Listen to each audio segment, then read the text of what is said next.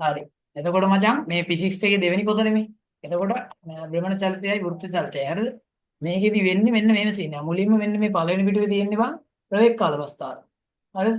ප්‍රවේග කාල ප්‍රස්තාරයක් ගද්දී මේ මං කියන එක ඇහෙන්නේ නැති වුණොත් එහෙම බං මේ කියපන් ඈ. සද්දේ සද්දේ ඇහෙන්නේ නැහැ වගේ වුණොත් කියන්න. මේ ප්‍රවේග කාල ප්‍රස්තාරයක් ගද්දී බං y අක්ෂයේ ප්‍රවේගය. හරිද? x අක්ෂේ කාලෙනේ. එතකොට මේ ප්‍රවේග කාල ප්‍රස්තාරයෙන් බං අපිට හොයන්න පුළුවන් විස්ථාපන. විස්ථාපනය ගමන් කරපු දුර කියන එක. අන්නේ විස්ථාපනය හොයන්නවන් අපි කරන්නේ මේ රූපේ වර්ගඵලය ගන්න. හරි? වර්ගඵලය මේ මොකද්ද මේකේ රූපේ ට්‍රපීසියම් වන්නේ. එතකොට ට්‍රපීසියමේ වර්ගඵලය ගත්තා නම් හරි. ඒ කියන්නේ u කියන මෙතනගේ y ගියාගේ u මෙතන y ගියාගේ v. හරිනේ මේ v කියලා දීලා දෙනවනේ. එතකොට u v එකතු කරලා හරිද? දෙකෙන් බෙදලා ಗುಣ කරන්න ඕනේ මෙන්න මේ දුරේ. t නේ. ඒ ට්‍රපීසියමක වර්ගඵලය හොයන්නේ එහෙමනේ. එතකොට ඒ විදිහට අපිට මේකේ මෙන්න මේ වස්තුව ගමන් කරපු දුර හොයන්න පුළුවන්. හරිද? ඊළඟ එක තමයි මෙයාගේ ත්වරණය හොයන්න. ත්වරණය කියන්නේ බං ප්‍රවේග වෙනස බෙදීම කාලයනේ. ප්‍රවේගයේ ඉන්නේ y අක්ෂය මෙන්න මේ දෙක. හරිද? එතකොට මෙතන ඉඳලා මෙතෙන්ටනේ යන්නේ. ඒ කියන්නේ අවසාන ප්‍රවේගය තමයි v. ආරම්භ ප්‍රවේගය u නේ. එතකොට v ඍණ u ප්‍රවේග වෙනස. හරි? v ඍණ u x අක්ෂයේ ගත වෙච්ච කාලය t නේ බං. ඒ කියන්නේ t ගෙන් බෙදෙනවා. හරිද? එතකොට v ඍණ u බෙදීම t. හරිනේ? ඔය විදිහට තමයි යන්නේ. හරිද? එතකොට ඔතනින් අපිට එන්නේ ත්වරණය. මේක දැන් මෙන්න මේ ත්වරණයට a කියලා අකුරක් දාලා තියෙනවා. එතකොට a සමානයි v ඍණ u බෙදීම t නේ. ඔතනින් අපිට පුළුවන් බම් මේ සමීකරණය හරස් ගුණ කරන්න. කියන්නේ මේ t අකුර මේ පැත්තට ගේනවා. එතකොට අපිට ලැබෙනවා at කියන පදේ. හරිද? ඊට පස්සේ මේ ඍණ u එක අනිත් පැත්තට දාපුවම ධන u එක. හරි? එතකොට v සමානයි u ධන at කියලා ලියන්න පුළුවන්. හරිද? ඕක තමයි උතන ඔය කියන්නේ මොනවා හරි මේකේ ලියා ගන්න ඕන දෙයක් තියෙනවා නම් මෙන්න මේ සමීකරණය එන විදිය පොඩ්ඩක් ලියාගත්තත් අවුලක් නැහැ. හරිද? ওই විදියට තමයි ඕක එන්නේ. එතකොට ඊළඟ පිටුවේ තියෙන්නේ මේ ඇවිල්ලා ප්‍රවේග කාල අවස්ථාව. හරිද? එතකොට ඊළඟ පිටුවේ තියෙනවා අනිත් සමීකරණ ටික ගන්න විදිය. මම කිව්වේ අර විස්ථාපනය හොයනවා කියලා. සිදු වෙලා තියෙන විස්ථාපනය හොයන්නේ u ධන v එකතු කරලා දෙකෙන් බෙදලා t ගෙන් ගුණ කරනවා. හරි? එතකොට අපිට එනවා ගමන් කරපු මුළු දුර. ඒ කියන්නේ විස්ථාපන. ඒකේ උත්තරේ තමයි මෙන්න මේ යගේ. දැන් අපි කලින් හෙව්වනේ බං v සමානයි u ධන at කියලා. ඒකේ v වෙනුවට අපිට අර කලින් හොයපු v සමානයි සූත්‍රයෙන් දාන්න පුළුවන්. හරිද? මේ v වෙනුවට මෙතෙන්ට දාන්න පුළුවන්. දාපුවම අපිට තව සමීකරණයක් එනවා. හරි? ඒ විදිහට මෙන්න මේ සමීකරණය ගන්නත් පුළුවන්. මේ s කියන්නේ ගමන් කළපු දුර කියන එක. හරි? විස්ථාපනය. ඊළඟට මේ සමීකරණය ඇතුලේ t වෙනුවට හරි? මෙන්න මේ සමීකරණේ t ඉන්නවනේ. අන්නේ t වෙනුවට අපි අර කලින් හොයපු v සමානයි u ධන at සමීකරණේ t ව දාන්න පුළුවන්. හරි? at එක මෙතෙන්ට ආදේශ කරපුවාම අපිට එනවා මෙන්න මේ සමීකරණය. හරි? ඔය විදිහට සමීකරණ තුනක් හදා ගන්න පුළුවන්. හරිද? මේ ලියලා තියෙන්නේ ඒක. හරිනේ? එතකොට ඔය විදිහට අපිට සමීකරණ තුනක් හදා ගන්න පුළුවන්. මේ පොඩ්ඩක් ඉන්න මම මේකම ෆොටෝ ටික අපි අරකින්වත් නෑ මේකෙන් හොඳයිනේ. ෆොටෝ විදිහට බලමු. හරිද? ඔය විදිහට තමයි එතන යන්නේ. සමීකරණ. මේ චලිත සමීකරණ. හරිද? එහෙනම් අවුලක් නෑනේ. ඔව්. හරි. එතකොට මේ ටික වන් චලිත සමීකරණ. හරිද? චලිත සමීකරණ හැදිච්ච විදිය. මෙතන එතකොට සමීකරණ තුනක් ගැන කියලා දිනවනේ මේ. කයි දෙකයි අනිත් පැත්තේ පිටු එකයි තුනයි. ඊළඟට අපි කරන්න යන්නේ බං දැන් මේ ඇවිල්ලා රේඛීය චලිත බං. කියන්නේ ගෙලින්ම වස්තුවක් ඔය يعني වෘත්තාකාර චලිත කියන නෙමෙයිනේ. මෙතන කියන්නේ භ්‍රමණ චලිත. භ්‍රමණ චලිතය කියන්නේ බං වෘත්තාකාර පදයක්. හරිද? එතකොට ඒකෙදි වෙන්නේ මේ විස්තරයක් තියෙනවා. ඒව අවශ්‍ය නැහැ එච්චර. ඕගන්දිනේ. අපි යන්කෝ විස්තර ගන්න සමීකරණ ටික. හරි? එතකොට ඔය විදිහට එනවා. දැන් මෙන්න මේ උදාහරණ මේ ෆෑන් එක කරගෙද්දි ෆෑන් එකේ මෙන්න මේ අක්ෂයක් අරගෙන අක්ෂය වටානේ චතු කරගෙන. එතකොට ඒක වෘත්ත චලිතයක්. හරිද? ඊළඟට මෙන්න මේ වගේ අර මැටි වාදන හදන එක. ඒකත් එක අක්ෂයක් තියෙනවා. අක්ෂය වටා තමයි කරගෙන. කරගෙන අර බමරේ දෙන්නේ. බමරේ මේ කූර දිනවා. කූරේ අක්ෂය වටා තමයි කරගෙන. ඒව ඇවිල්ලා වෘත්ත චලිතය. වෘත්ත චලිතයක් හෝ භ්‍රමණ චලිතයක්. හරිද? එතකොට ඒව මේ ටික නම් භ්‍රමණ චලිත. වෘත්ත චලිත කියලා කියන්නේ මේ ඔක්කොම මෙන්න මේ ටික සෙට් එකම භ්‍රමණ චලිත. හරිද? භ්‍රමණ චලිතනේ මාතු කරනවා. වෘත්ත චලිතය කියද්දී ඕක නෙමෙයි. මෙන්න මේක වෘත්ත චලිතය. මේ යට තියෙන එක. පෘථුවිය ඉන්නවා. පෘථුවිය වටේට හඳ යනවනේ. අන්න ඒක භ්‍රමණ චලිතය. මේ විවෘත චලනයක් කියලා ගන්න පුළුවන්. හරි? කියන්නේ මෙයාට වෙනම මේකක් තියෙනවා මේ. අපි අර ලණුවක ගල් ගැඩයක් ගැඩ ගාලා කරකවුවොත් ඒක ඇවිල්ලා වෘත්ත චලනය. මොකද අපි කරකන අක්ෂය තියෙන්නේ මෙතනනේ. හරිද? ඒ වුණාට වස්තුවේ අක්ෂය තියෙන්නේ මෙතන. එතකොට ඒක වෘත්ත චලනයක් වෙනවා. මෙන්න මේක භ්‍රමණ චලනයක්. හරිනේ? ඔය ටික කියන්නේ වෙනසක් තියෙනවා, පොඩි වෙනසක් තියෙනවා වෘත්ත චලනයේ භ්‍රමණ චලනයේ. හරිද? මේ තියෙන්නේ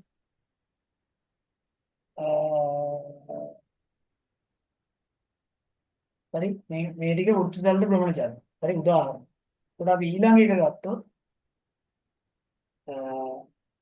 තන්තුව ගැට ගහලා කරන එක භ්‍රමණ චලන. මේ වෘත්ත චලනයක්. හරි? ඒක මතලව ගන්න එපා. මෙන්න මේක වෘත්ත චලනයක්. මේවා භ්‍රමණ චලන. භ්‍රමණ අක්ෂය තියෙනවා නේ. ඔය විදිහට. අන්නේ එතකොට අපි මෙතෙන්ට ආවොත් කෝණික විස්ථාපනය. කෝණික විස්ථාපනය අපි අර කලින් එකේදී කරානේ බා විස්ථාපනය හෙව්වනේ. මේකෙදී කෝණික විස්ථාපනය කියලා කියන්නේ කෝණය. හරිද? කෝණය කොච්චරක් හැරවෙනවද කියන එක. මේකෙදි මම ඉන්නේ කෝණය. එතකොට මේ කෝණේ මම ඉන්න සූත්‍රයක් තියෙනවා. හරිද? S සමානයි R θ. මේ S කියන්නේ චාප දිග. R කියන්නේ මේ අදාළ වෘත්තයේ අර ඒවා. හරිද? මේක මට මේ ඇක්‍රොබොට් එකෙන් ගත්තා නම් මේ දිනේ. ෆොටෝ ටික කවන්නේ. මේකෙන් කියන්නම්. හරිද? හෙට එකේ මම ඇක්‍රොබොට් එකෙන් ගන්නවා. ඒකට මේ දේශි වැඩි. මේකේ වන් මෙන්න මේක අරේනේ. මේ මගේ මවුස් එක අරය. එතකොට මේ දුර චාප දුර. එතකොට මේ S කියන චාප දුර අපිට හොයන්න පුළුවන් R ගුණ කිරීම θ. θ කෝණයම ඉන්නේ රේඩියන් වල. මම අර එදා කිව්වේ. අන්න ඒ වගේ. එතකොට මේ වෙලාවේදී මේ S කියන්නේ චාප දුර කෝණික විස්ථාපනය කියලා කියන්නේ මේ θ වල. එහෙනම් S කියන දුර S සමානයි R θ. හරිද? S කියන දුර R ගෙන් බෙදුවොත් අපිට කෝණික විස්ථාපනය වෙනවා. මේ තියෙන්නේ මේ සූත්‍රය. මේ තියෙන්නේ θ රේඩියන් වලින්ම ඉන්නේ. මේ තියෙන්නේ චාප දුර මේ තියෙන්නේ අරේ. හරි? එහෙනම් S සමානයි R θ S බෙදීම R තමයි θ. හරිද? θ කෝණය රැඩ් වලින්ම අයින්නවා කියලා දීලා තියෙනවා. මෙන්න සූත්‍රය S සමානයි R θ. හරිනේ? දැන් කෝණික විස්ථාපනයේ මේ θ මයින්න දේශිම විදිය ඕක. ඊළඟට අර මම එදා මතකද ෆිසික්ස් එක පොතේද මම කොහෙද අනේ කම්බයිනර්ස් මේ ගණන් වලනේ. අර ෆිසික්ස් මේ සයන්ස් ප්‍රෝ ටෙක්නොලොජි වල ගණන් කිසිින් එකේ මම අර කිව්වේ අංශකයි රේඩියනුයි මාරු කරන විදිය. පයි බෙදීම 180 තමයි අංශක එකක් කියන්නේ. හරි? රේඩියන් වලින් පයි බෙදීම 180ක් තමයි අංශක එකක් කියන්නේ. හරි? ඒ කියන්නේ අංශක 180ක් තමයි රේඩියන් පයි කියලා කියන්නේ. හරිද? ඔන්න ඕක. ඔබ ඔතන මොනවද ලියා ගන්න ඕන නම් ඒ ටික ලියා ගන්න. මෙන්න මේ සමීකරණ පොඩ්ඩක් මතක තියෙන්න ඕනේ. හරිනේ? ඊළඟට අපි තුන්වෙනි පිටුව බලමු. ඒක පොඩ්ඩක් ලියා ගන්න මේ. හරිද? ඔය ටික. ඊළඟ එක තමයි උදාහරණයක් දීලා දෙනවා මේ. මෙතන කියනවා කෝණික විස්ථාපනයේ අංශක 30යිලු, අරය 14යිලු, වෘත්තාකාර මාර්ගයක වස්තුවක් වෘත්ත දල්තයේ යෙදෙනවලු. අදාළ කෝණික විස්ථාපනය හොයන්න කියනවා. එතකොට මොකද කරන්න ඕනේ? S දීලා දෙන්න. S දීලා නැහැ. හරිද? අරය දීලා දෙනවනේ 14යි කියලා. මේ අගය කෝණික විස්ථාපනය කියන අංශක වලින් තියෙන්න බෑ. මෙතන අංශක වලින් දාන්න බෑ. මේ සමීකරණේ රේඩියන් වලින් තමයි තියෙන්නේ කෝණය. එතකොට අංශක රේඩියන් කරන්න ඕනේ. එහෙනම් පයි බෙදීම 180ක් තමයි අංශක එකක් කියන්නේ. මේ තියෙන්නේ. පයි බෙදීම 180ක් තමයි අංශක එකක් කියන්නේ. ඒ වගේ අංශක දැන් කීයක් ඉන්නවද? 30ක් ඉන්නවා. හරිනේ? 30ෙන් ගුණ කරන්න ඕනේ. එතකොට අපිට එනවා මෙතන තියෙන අංශක ගාන. මේ රේඩියන් ගාන. කීයද රේඩියන්? රේඩියන් වල අගේ පයි බෙදීම 6ක් කියලා අවිල්ල දෙනවා. එහෙනම් ඒ අගේ තමයි මෙතෙන්ට ආදේශ කරන්න ඕනේ. හරිද? එතකොට S ගේ අගේ දන්නේ නැහැ R ව දන්නවා 14. අපි S හොයන්න තමයි ඕනේ. එතකොට S ට අපිට උත්තරයක් එනවා මෙන්න මේ උත්තරය. හරි? S කියන්නේ චාප දිග. අපෙන් අහන්නේ ගමන් කළ දුරනේ. කෝණික විස්ථාපනය නෙමෙයි. කෝණික විස්ථාපනය දිග විනාශක 30යි කියන්නේ. ගමන් කළ දුර කියන්නේ S ගේ දිග තමයි යන්නේ.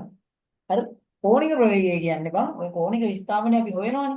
අන්න ඒක කාලයෙන් බෙදපුවාම එන උත්තරය. හරි? ඒ කියන්නේ අපි උදාහරණයක් ගත්තොත් ඒ කියන්නේ කෝණික විස්ථාපනයේ අංශක 30ක් යන්න තප්පර 3ක් ගියා නම් අංශක මෙතනදී වැදගත් දේ තමයි බං අංශක වලින් දාන්නේ කොහොමද? රේඩියන් තමයි දාන්නේ. දැන් අංශක 30ක කෝණයක් තප්පර 3කදී ගියා නම් හරිද? අංශක 30 කියන එක අපි රේඩියන් කරලා මෙතන ලියලා තමයි බෙදන්නේ. කෙලින්ම අංශක බෙදලා දාන්නවත් වැරදි. හරි? අංශක රේඩියන් වලින් ලියලා තමයි බෙදන්න ඕන කාලය. එතකොට අපිට එනවා කෝණික ප්‍රවේගය. හරිනේ? මේ කරපු ටිකේ අවුලක් නැහැ නේ? හරි. එතකොට මම මේ උදාහරණයක් තියෙනවා. කෝණය 360යි නම් හරි අංශක 360යි නම් අපෙන් අහනවා කෝණික ප්‍රවේගය. ගත වෙලා තියෙන කාලේ තප්පරයයි කියලා දීලා දෙනවා. එහෙනම් මේ අංශක 360 මුලින්ම රේඩියන් කරනවා. රේඩියන් කරලා උත්තරේ කීයද 2π. එහෙනම් 2π බෙදනවා කියන්නේ තප්පරෙයි. එතකොට අපිට ලැබෙනවා උත්තරේ වань 2π රැට් කියන්නේ මේ කෝණය. කෝණය අපි රේඩියන් වලින් නෙමෙයි. කාලය උඩට ගෙනියපුවාම කාලය තප්පරේ යටින් එන්නේ. ඒක උඩට ගෙනිච්චාම s වින එක වෙනවා. එහෙනම් රැඩ්ඩස් මයිනස් තමයි මේ කෝණික ප්‍රවේගය ඒකක බව. උඩ ඒකකත් එක්ක ලියන්න ඕනේ. නැත්නම් ලකුණු ගන්න. හරි? ඔක තමයි ඒ ටික. ඒතකොට මෙතනක් තියෙන මේ වගේ උදාහරණයක්. මේ චුට්ටක් බලන්න ඔයා. මේ තියෙනනේ වට 25ක්. කැරගෙනවලු තප්පර 20කින්. ඒතකොට එක වටේක තියෙන කෝණය කීයද? 360යි. එහෙනම් 360 ඒවා 25ක්. හරිද? ඒ කියන්නේ 360 ඒවා 25ක් අංශක වලින් එනවා. අපි ඒක ඊට පස්සේ රේඩියන් කරනවා. මේ තියෙන්නේ රේඩියන් කරපුවාම වෙන උත්තරේ. හරිද? ඒක බෙදන්න ඕනේ ගත වෙච්ච කාලය කීයද? තප්පර 20යි. 20න් බෙදුවාම අපිට එනවා කෝණික ප්‍රවේගය. හරිද? ඊළඟට තියෙනවා සංඛ්‍යාතය. දෙවන සංඛ්‍යාතය අපි හොයන්නේ ආවර්ත කාලයේ පරස්පරය. හරිද? ආවර්ත කාලය කියලා කියන්නේ බලන්න. 2π බෙදීම ඔමේගානේ. ඒක මතකයි? ආවර්ත කාලය අපි ගන්නෙ 2π බෙදීම ඔමේගා. හැබැයි දැන් ඔමේගා කියන එක අපිට ආවර්ත කාලය කියන එක කියන්නේ මොකක්ද? t කියන එක අපිට හැම වෙලාවෙම එන්නේ බං සංඛ්‍යාතයේ පරස්පරයෙන්. يعني සංඛ්‍යාතයේ s නම් අපිට ආවර්ත කාලය ලියන්න පුළුවන් 1 යට සංඛ්‍යාතය කියන. හරි? يعني මෙන්න මෙහෙම. මම දැන් මේ ස්ලයිඩ් එකේ තියෙන එක ගණන් ගන්න එපා. ආ Zoom meeting එක ගන්න පුළුවන් නේද white board එකට? ස්ක්‍රීන් ෂෙයා කරන එක නතර කරන්න වෙනවද? ඔන්න ඉන්න බලන්න. white ලියන්න පුළුවන්. ලියන්න පුළුවන්. හරිද? මෙහෙමයි බා. දැන් මේ මම දැන් මේ ලියන ටික පොඩ්ඩක් බලා ගන්න. හරිද? t කියන්නේ ආවර්ත කාලය. t සමානයි 2π බෙදීම මේ πයි 2π බෙදීම ඔමේගා බව. හරිද? ඒක පාඩ වෙනස් කරන්න පුළුවන්. බෑනේ. හරිද? 2π බෙදීම ඔමේගා තමයි බං ආවර්ත කාලය. හරිද? එතකොට මෙන්න මේකේ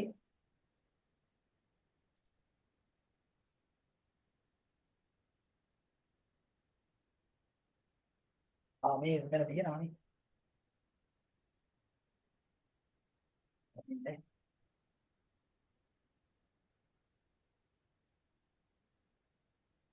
හරිද? 2π බෙදීමයි 2π බෙදීම ඔමේගා තමයි බං ආවර්ත කාලය. හරිද? t සමානයි 2π බෙදීම ඔමේගා. එතකොට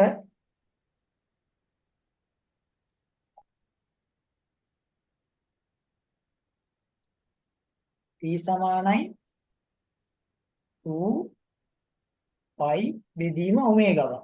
හැබැයි t කියන්නේ මොකක්ද? මෙන්න මේ t වල ලියන්න පුළුවන් බං 1 යට f කියලා. හරිද? ඔන්න ඔය සමීකරණ දෙක ලියාගන්න. t කියන එක ලියන්න පුළුවන් 1 යට f. ඒ වගේම t කියන එක සමානයි 2π බෙදීම ඔමේගා. දැන් මෙන්න මේ t අකුර වෙනුවට මෙතන තියෙන 1 යට f ගෙනල්ලා මෙතෙන්ට දාන්න. හරිද? හරිනේ? එතකොට අපිට ලියන්න පුළුවන් මේ t වෙනුවට 1 යට f මෙතෙන්ට දැම්මොත් 1 යට f සමානයි. හරිද? 1 යට f සමානයි. මොකක් කියලා දෙන්නේ? 2π බෙදීම ඔමේගා. හරිද? 2π බෙදීම ඔමේගා. ඔය සංකේතයේ w අකුරට කියන්නේ ඔමේගානේ. දැන් මේකේ මෙන්න මේ මොකක්ද? මෙන්න මේ f අකුර මෙහෙට ගෙනියනවා ඔමේගා අකුර මෙහෙට ගෙනියනවා. හරි? එතකොට අපිට ලියන්න පුළුවන් ඔමේගා සමානයි. හරි? හරිනේ? අර ටික ලියාගත්තානේ. එතකොට ඔමේගා සමානයි මොකක් කියලා ලියන්න පුළුවන්ද? ඔමේගා සමානයි පරස් ගුණ කරොත් 2πf කියලා එනවා. හරිනේ? කොහොම එනවද? ඔමේගා සමානයි 2πf. මෙන්න මේ සමීකරණය තමයි මෙන්න මෙතන මේ කොටු කරලා තියෙන්නේ. දැක්කනේ? ඒක හැදෙන්නේ ওই විදිහට. ඔමේගා සමානයි 2πf. එතකොට ඕක තමයි ඔය කියන්නේ. එහෙනම් අපිට කෝණික සංඛ්‍යාතය හොයන්න කිව්වොත් අපි කරන්න ඕනේ කෝණික ප්‍රවේගය හොයනවා 2π ගෙන් බෙදලා. හරි? මම කෝණික සංඛ්‍යාතයට තව සූත්‍රයක් කියන්නම්. කෝණික සංඛ්‍යාතය සමානයි ඔමේගා බෙදීම 2π. හරිද? ඔමේගා බෙදීම 2π ගන්න. කෝණික සංඛ්‍යාතය එන්නේ ඔමේගා බෙදීම 2π. හරිනේ? ඒකට ඔය තමයි එතන කියන්නේ. ඔය ටික තමයි එතන කියන්නේ. හරිද? ඕන මොකක් හරි තිබ්බොත් මේ ටික ලියා ගන්න මෙතන. හරිද? මෙන්න මේක තමයි දෙවන සංඛ්‍යාතය. හරිද? දෙවන සංඛ්‍යාතය කියන එක ගන්න ඔය විදියට. හරි? දෙවන සංඛ්‍යාතය. හරිනේ? එතකොට අන්න ඒ ටික හරි. ඊළඟ එක තමයි හරිද? ඊළඟ එක තමයි මේ ටික ඉවරයිනේ. ඊළඟට මම RPM කියලා එකක් තියෙනවා. RPM කියන එකේ තේරුම තමයි revolution per minute කියන එක. ඒ කියන්නේ මිනිත්තුවට වට කීයක් කරගෙනවද කියන එක. දැන් අපි මොකද්ද කෝණික ප්‍රවේගයේ ඒකක මොනවද? තප්පරයට රේඩියන්නේ. දැන් මෙතන මිනිත්තුවට වට කියන්නේ වටයකට තියෙන රේඩියන් ප්‍රමාණය 2π. කියන්නේ මිනිත්තුවකට 2π ඒවා කීයක් කරගෙනවද කියන එක තමයි ඔතනයි කියන්නේ. හරි? මිනිත්තුවට වටනේ. වටයක් කියන්නේ 2π. එහෙනම් මිනිත්තුවට 2π කොටස් කීයක් කරගෙනවද කියන එක. සමහර ගණන් වලදී අහනවා RPM වලින් උත්තරේ. එතකොට අපි කරන්න ඕනේ අපි තප්පරයට කරගෙන රේඩියන් ගාන කෝණික ප්‍රවේගය හොයනවා. හොයලා ඒක 60න් ගුණ කරපුවාම එනවනේ මිනිත්තුවට කරගෙන රේඩියන් ගාන. අන්නේ මිනිත්තුවට කරගෙන රේඩියන් ගාන අපි බෙදන්න ඕන 2π. එතකොට අපිට එනවා වට ගන්න. හරි? එතකොට විනාඩියට වට ගන්න. හරි? ඕක තමයි එතන තේරුම. එතකොට ඒ ටික හරි.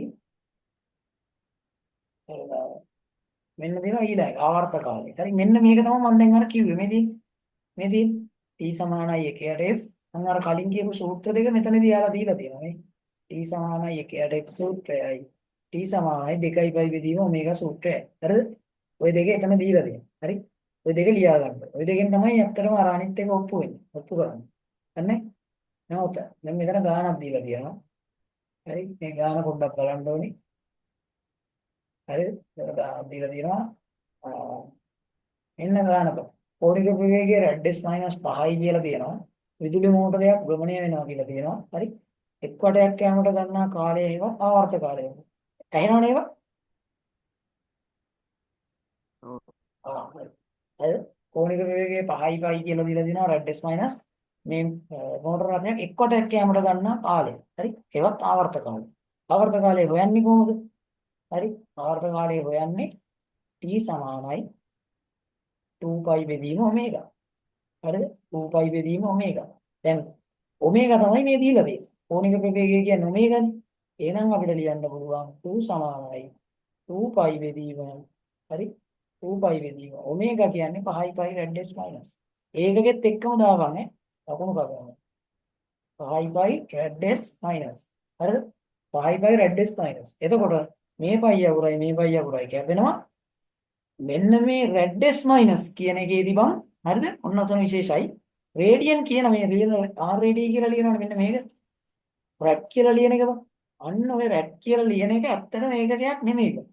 හරි? ඒ කියන්නේ ඇත්තටම ඔතන තියෙන්නේ ඔය තප්පර කියන එකකේ විතරයි.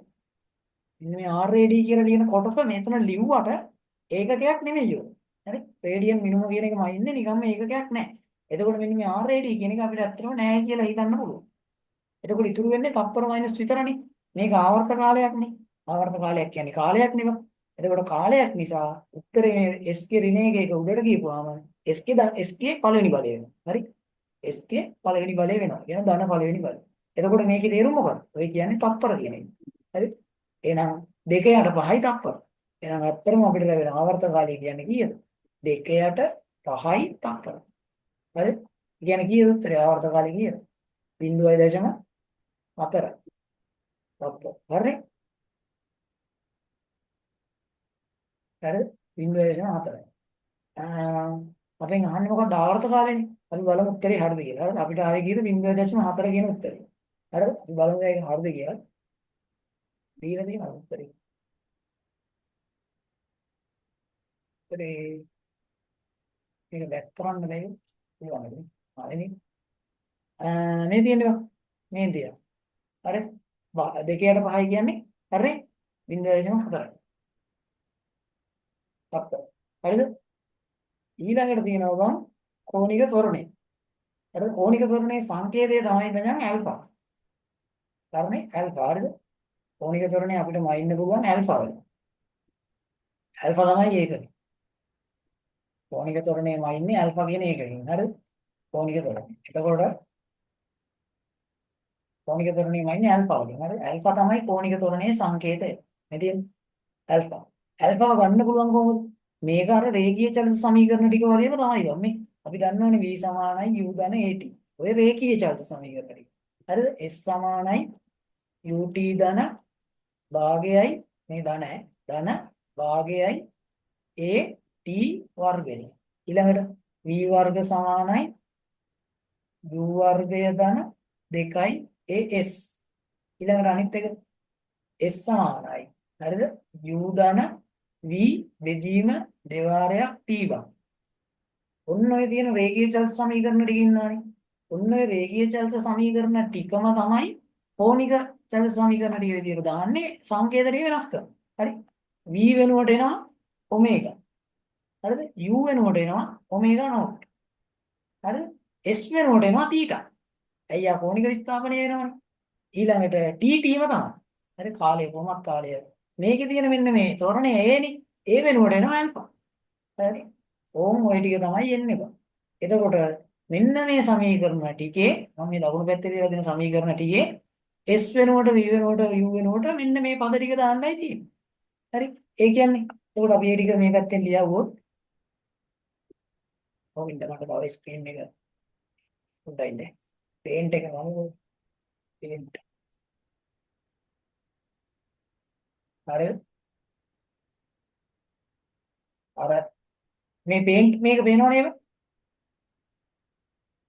ඔව් ඔව්. කොහොමින්ද මේකෙම මම පොඩ්ඩක් ලියන්න නැත්නම් අර නෝට් එක වෙනවනේ. හරි. මෙන්න මේ පේන්ට් එකේම ලියලා දාන්නම්කෝ. ඒක පේනවා හොඳට මේක. හරිද? එතකොට බං ඔන්න බං. හරිද? එතකොට මේ මොකද්ද? මම අර චලිත සමීකරණ අපි දන්න රේඛීය චලිත සමීකරණ ටික මුලින්ම ලියනවා. හරිද? එතකොට බං මෙන්න මෙහෙම නෙන්නේ මේ. කොහොමද? v සමානයි u ධන at. හරිද? ඊළඟ s සමානයි. හරිද? s සමානයි ut ධන භාගයයි at වර්ගය. හරිද?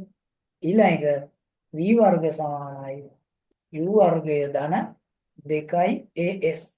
ඊළඟට අපිට ලියන්න පුළුවන් අන්තිමේ මොකද්ද? s සමානයි u ධන v බෙදීම දෙවාරයක් t බං.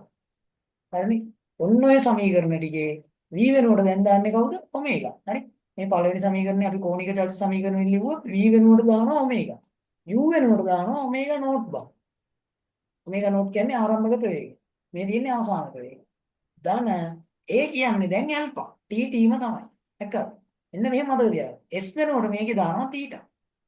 සමානයි u වෙනුවට දානවා ඔමේගා නෝට් t ටීමයි ඔමේගා නෝට් t ධන භාගයමයි a වෙනුවට භාගයයි a යන්නේ. a තියෙන්නේ a වෙනුවට දානවා ඇල්ෆා. හරි? t කියන්නේ tමයි ඒකින්ද t ගේ වර්ගය දෙන්නද t ගේ වර්ගය හිමම දානවා. මෙතන v ගේ වර්ගය කියන්නේ ඔමේගා ගේ වර්ගය. එක්ක ඔහොම තමයි හැදෙන්නේ බං. ඔමේගා වර්ග සමානයි u ගේ වර්ගය කියන්නේ ඔමේගා නෝට් ගේ වර්ගය. ධන 2යි a කියන්නේ ඇල්ෆා s කියන්නේ තීටා. ඔන්න ඔහොම තමයි හැදෙන්නේ. s වෙනුවට මෙතන දානවා තීටා. හරිද? සමානයි. මෙතන u ධන v නේ. ඒ කියන්නේ ඔමේගා නෝට් ධන ඔමේගා. බෙදීම දෙවාරයක් t කියන්නේ tම තමයි. මේ තියෙන්නේ මොනවද? ලීනියර් මෝෂන් එක බයි. ඒ කියන්නේ රේඛීය චලනය. හරිද?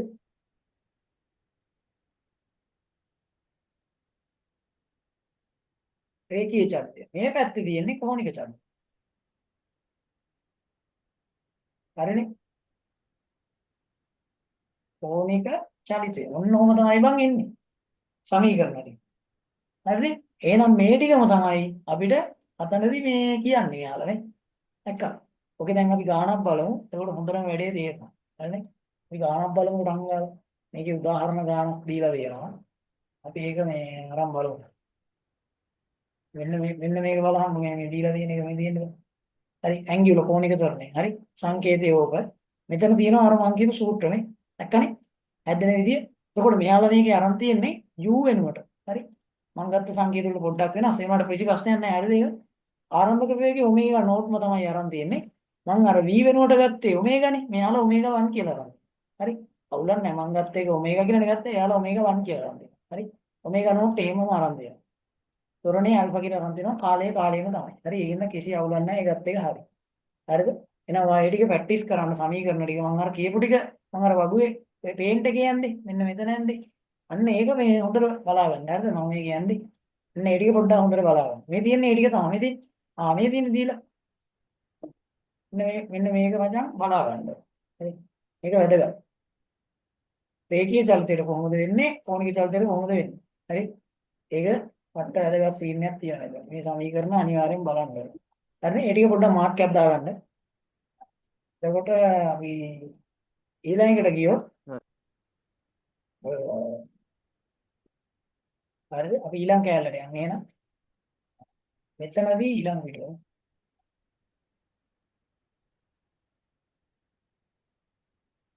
ඔය ඔයාලගේ කට්ටිය යාළුවෙම ඉන්නවනම් බං. කියන්නේ තව ඔයාගේ කට්ටිය යාළුවෙම ඉන්නවනම් මේ ලින්ක් එකට ඇඩ් කරගනින් ඈ. ඒතර උන්ටත් මොකක් කරේ අහගත්තා කිනේ.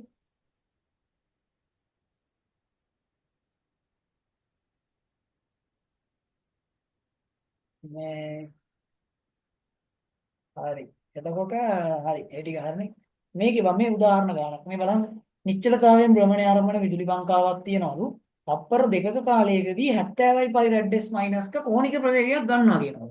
හරිද? එතකොට මොකද්ද ඔය කියන්නේ? ගාන කියන්නේ ආරම්භ වෙන්නේ.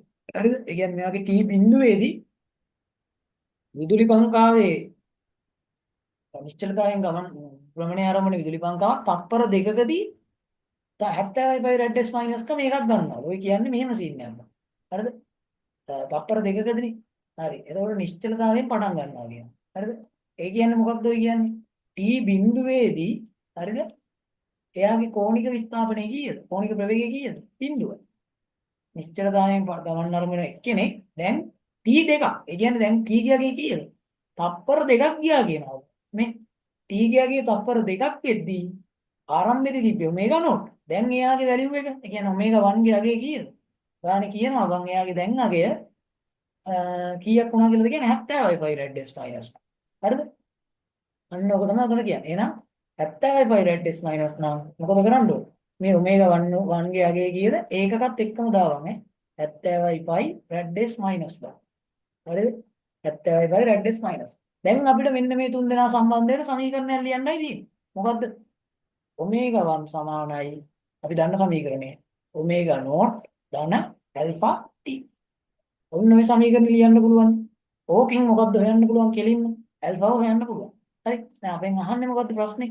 අපෙන් අහන්නේ විදුලි පංකාවේ කෝණික ත්වරණය. ඇල්ෆා අහනවා. හරිද? කෝණික ත්වරණය අහන්න කියනවා. ඇල්ෆා තමයි අහන්නේ. එහෙනම් ඇල්ෆාවනේ හොයන්න තියෙන්නේ. මෙන්න මේකේ ඇල්ෆා උක්ත කරගන්න. හරි. ඒක ඇල්ෆා උක්ත කරගත්තොත් මොකද්ද වෙන්නේ? මේ ඔමේගා නෝට් පදය අපිට පුළුවන් සමීකරණයෙන් මේ පැත්තට ගෙනියන්න. එහෙනම් අපිට ලියන්න පුළුවන්. හරි. ඔමේගා 1 සමානයි. හරි. ඔමේගා 1 සමානයි. හරිද? ඔමේගා 1 සමානයි. ඔමේගා 1 සමානයි කියදී ඔමේගා 1 ඍණ ඔමේගා නෝට් කියලා ලියන්න. හරි. ඒ අර අනිත් පදේ අපි මේ පැත්තට ගන්නවානේ. එහෙනම් ඔමේගා 1 ඍණ ඔමේගා නෝට් කෙලින්ම ඔන්න ඔයගේ අගය සමානයි මේ පැත්තේ ඉන්නේ ඇල්ෆා t නේ දැන්. t ගෙන් බෙදුවා නම් හරිනේ. නේද? එතකොට අපිට කෙලින්ම උත්තරේ කිය දෙන්නේ ඇල්ෆා. එහෙනම් මේකේ උත්තරේට දැන් ඉලක්කම් දාන්න. ඒතර ඔමේගා 1 කියන්නේ කීයද? 70යි පයි රැඩ්ඩස් මයිනස්. ඒකකත් එක්කම දාහම 70යි පයි රැඩ් s මයිනස්. ඕකෙන් අඩු වෙනවා ඔමේගා නෝට්. ඔමේගා නෝට් කියන්නේ කීයද? බිඳුවයි. මේ Zoom මීටින් වල මම විනාඩි 40යි පුළුවන් මේ හදන්න මීටින්. මම මේ මීටිම කැන්සල් කරලා ආයෙ මීටිම දානවා. තව විනාඩි 9ක් තියෙනවා. විනාඩි 5ක් විතර වෙද්දි මම මේ මීටිම කැන්සල් කරලා ආයෙත් මීටිමක් හදනවා. ඒකට එන්නේ නැහැ. අර විනාඩි 40කට පස්සේ මේවා වෙනවා. මීටිම කැන්සල් වෙනවා. මේ මැසේජ් එක පේනවනේ. ඔව්. ඒක තමයි. හරි. තව විනාඩි තියෙනවා අපිට 9ක්. අපි ඒක කිට්ටු වෙලා මේවා කරමු. හරි. ආයෙත් මම තව මීටිමක් දාන්න ඒකට වරින්. මෙතනගේ බිඳුවයි. ඕක බෙදනවා t කියන්නේ තප්පර දෙකෙන්. නේ? දැක්කද? එහෙනම් මේකේ උත්තරේ අපිට කොහොමද ගන්න පුළුවන්? 70න් බිඳුවක් 70මයි තප්පර දෙකෙන් බෙදුනහම මෙන්න මේ තප්පර ලකුණ උඩට යනවා. හරි? තප්පර ලකුණ උඩට ගියපුවාම එන්නේ මොකද්ද? මේක ධන එකක් නේ තියෙන්නේ දැන් මෙතන ස්කේ ධන එකක් නේ. උඩට ගියපුවාම ඍණ එකක් වෙනවා. ඒකෝට මේ ඍණ එකත් එක්ක ඍණ දෙකක් වෙනවා. එහෙනම් 70 බෙදීම දෙකේ යගේ 2ට 1යි 2ට 35ක් තියෙනවා. 35යි. ඒක ගේනවා මම රේඩියන් එහෙම වෙනවා. රැඩ් s ගේ ඍණ එකක් ඉන්නවා මෙයක් උඩට ගියපුවාම s ගේ ඍණ දෙකයි. ඔන්න කෝණික ත්වරණය ඒකක. 35යි රැඩ්ඩස් -2. මෙන්න මේක තමයි බං කෝණික ත්වරණය ඒකක. හරි? ඇල්ෆාගේ ඒකක. හරිද? ඇල්ෆාගේ ඒකක තමයි ඔය තියෙන්නේ. හරිනේ? ඒකක. ඕක තමයි සිද්ධිය. හරිද? ඕමම තමයි සමීකරණේ පාවිච්චි කරන්නේ බං. දන්නේ නැති පද හොයන්න පුළුවන් ඕන එකක්. ගැළපෙන සමීකරණේ තෝරගන්නයි ඕනේ. හරි? ඔච්චරයි එතන කියන්න තියෙන්නේ. එතකොට මෙන්න මෙතන කතාව තේරෙනවනේ. එතකොට අපිට ආවේ කීයද? 35යිනේ උත්තරේ. ඔව් ඔව් 35යි පයි. හරිනේ 35යි පයි. එහෙම නේද? 35යි කොහොමයි එක? මේ පයි අකුරු තියෙන නෑ. සෝරි. පයි අකුරු මම දැක්කේ නෑ. පයි අකුරු මෙතන කැපෙන්නේ නෑ නෙමෙයි. පයි තියෙනවා. මෙතන පයි එකක් එනවා. හරි. 35යි පයි රෙඩ්ස් -2. හරිනේ. කියන්නේ 70 ගේ දින දෙක කියන්නේ ඔක තමයි. එතකොට ඔන්න ඒ උත්තරේම අපිට එනවා. හරි. මේ තියෙන්නේ දීලා දෙන උත්තරේ තමයි. හරිද? කොහොම තමයි වැඩේ යන්නේ බං. දැන් ගණන් ප්‍රැක්ටිස් කරන්න තියෙන්නේ මේ පාඩමේ කෝණික ත්වරණය ගමන චලිතය ඒ ටිකෙන්. හරිද? කොහොම තමයි එන්නේ. හරිනේ. මේ තියෙන උත්තරේ 70 බෙදීම 2යි. ඒකට අපිට මොනනම් පයිට මොකද්ද? පයි කියන්නේ කීයද? පයි කියන්නේ 22 බෙදීම 7යිනේ බං. ඕනනම් කැමති නම් හරි. පයි වෙනුවට 22 බෙදීම 7 දාලා ඇල්ෆාගේ උත්තරේ අපිට කෙලින්ම මේ ඉලක්කම වලින්ම තියන්න පුළුවන් මේ 5 අයින් කරලා. හරි. ඒ කියන්නේ අපිට ආවේ 70යි 70 බෙදීම 2යි පයිනේ. يعني 35යි පයිනේ. يعني 35 ගුණ කරනවා 22 බෙදීම 7යි. අපිට ආවේ 35යි පයිනේ. ඒ කියන්නේ 7ට 1යි 7ට 5යි 5 වරක් 22 110යි වැඩ්ඩස් 2 මයිනස් කියලා එනවා. හරිනේ. ඔය උත්තරේම එනවා. හරිද? කිසි අවුලක් නැහැ. පයි වලින් තියන්නත් පුළුවන්. අන්තිම උත්තරේ වෙනකන් සුළු ගන්නත් පුළුවන්. හරි. ඒකටම ලකුණු තියෙනවා. ඔච්චරයි එතන තියෙන්නේ බං. තව විනාඩි 6ක් තියෙනවා මීටින් එක. මම මීටින්ග කැන්සල් කරලා මේ තව එකක් දාන්නම් ඈ. යන්න එපා මම මෙඩා. හරි.